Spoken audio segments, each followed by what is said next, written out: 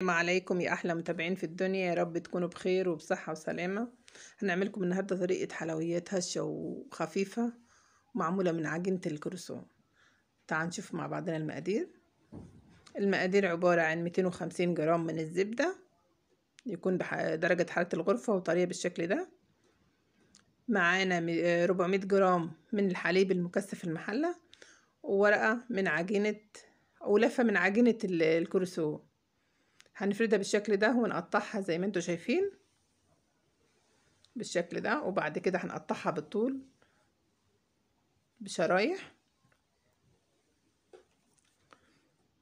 كده، وهنجيب صينية ونحط فيها ورقة من الزبدة ونبتدي نرصها بالشكل ده.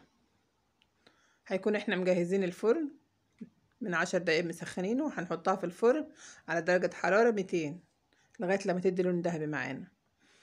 هنبتدي نعمل الكريمة بتاعتنا. هننزل الزبدة في بولة، لازم الزبدة تكون طرية بالشكل ده. هنجيب الميكسة بتاعتنا ونضربها حاجات بسيطة كده لغاية لما تهري معانا كده زي ما انتوا شايفين. وبعد كده نجيب الحليب المكثف المحلى وننزله بالتدريج لغاية لما نخلص كل الكمية بتاعتنا، واحنا بنضرب فيه يعني بحاجة بسيطة كده زي ما انتوا شايفين. احنا نزلنا الحليب وهتبقى كريمة زي كده.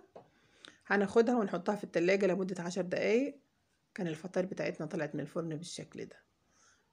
بصوا لونها ذهبي وهشة خفيفة وفاضية من جوه، ولا أروع من كده. هنجيب بولة صغيرة وهنجيب كب واحدة ونقطعها كده قطع صغيرة كده عشان خاطر نزوق بيها، وهنبتدي نفتح في الفطاير بتاعتنا. شفتوا فاضية ازاي وهشة.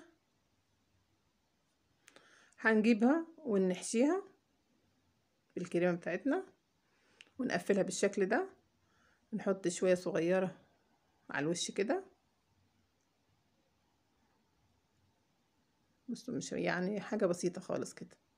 وبعد كده ننزلها في الخليط اللي احنا عملناه ده، الكام واحدة اللي احنا هارينها كده، ولا احلى من كده.